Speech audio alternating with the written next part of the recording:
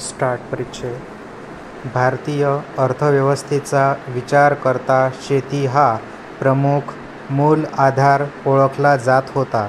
भारतीय शेतीबरोबरच इतर घटकांनी आज शेती क्षेत्रापेक्षाही अधिक राष्ट्रीय उत्पादनात भर घातलेली पाहावयास मिळत आहे. असे जरी असले तरी आपला देश शेतीप्रधान देश म्हणून ओळखला जातो. शेती व्यवसायाचा विचार करता भारतात आजही ग्रामीण भागातच शेती केली जाते. दुसऱ्या बाजूला आपल्या भारत देशाचा विचार करता खेड्यांचा देश म्हणून ओळखला जातो. जोपर्यंत ह्या खेड्यांचा विकास होत नाही तोपर्यंत संपूर्ण देशाची प्रगती होणार नाही हे सत्य आहे. त्यामुळे ग्रामीण भागाचा विकास म्हणजेच शेती विकास, तसेच शेतीबरोबर ग्रामीण भागातील छोटे व मोठे उद्योग, कारागीर यांचा विकास होणे गरजेचे आहे. परिच्छेद स्वातंत्र्यपूर्व काळात ग्रामीण भागाच्या विकासाचा विचार करता संस्थात्मक वित्तपुरवठ्याचा प्रसार प्रचार तेवढ्या प्रमाणात झालेला नव्हता.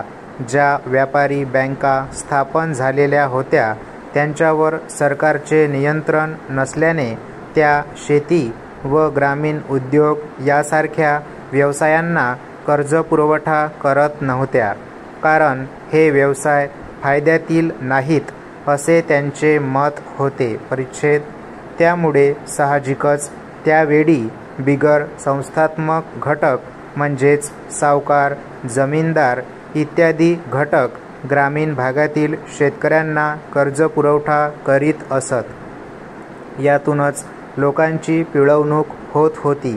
त्याशिवाय शेतकरी व ग्रामीण उद्योजक यांना पर्याय नव्हता.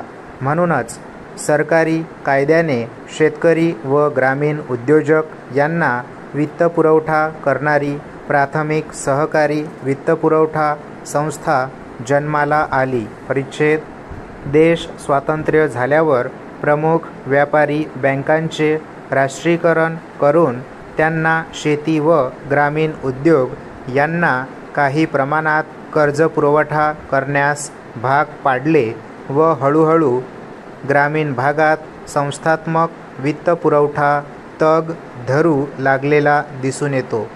तर सावकारावर नियंत्रण आणण्यासाठी सावकारी नियंत्रण कायदा केला गेला. त्यातून ग्रामीण वित्तपुरवठ्याचा प्रसार प्रचार सुरू असलेला पाहावयास मिळत आहे. आज ग्रामीण वित्तपुरवठ्यामुळे ग्रामीण भागात शेती व ग्रामीण उद्योगाचा विकास होत आहे. पर्यायाने ग्रामीण भागाचाही विकास होत आहे. ग्रामीण भागातील शेती, शेतीजोड व पूरक व्यवसाय, ग्रामीण लघुउद्योग, कारागिरांचे व्यवसाय इत्यादींच्या विकासासाठी होणारा संस्थात्मक व बिगर संस्थात्मक वित्तपुरवठा म्हणजे ग्रामीण वित्तपुरवठा होय. परिच्छेद ग्रामीण वित्तपुरवठ्याचा प्रमुख उद्देश म्हणजे ग्रामीण भागाचा विकास म्हणजेच ग्रामीण भागातील राहणाऱ्या घटकांचा विकास होय. ग्रामीण भागाच्या अर्थव्यवस्थेचा विचार करता ग्रामीण भागातील शेतकरी, कारागीर हे येथील शेती व ग्रामीण व्यवसायावर अवलंबून होते. ग्रामीण अर्थव्यवस्थेचा विकास व्हावयाचा असेल तर ग्रामीण भागातील शेती व ग्रामीण उद्योग विकसित होणे गरजेचे होते, कारण ग्रामीण भागातील शेती व ग्रामीण उद्योग हे मागास होते. पारंपरिक पद्धतीने केले जात होते. त्यांच्या विकासासाठी शेतकरी व व्यावसायिकांना कर्जपुरवठ्याची गरज होती. स्टॉप.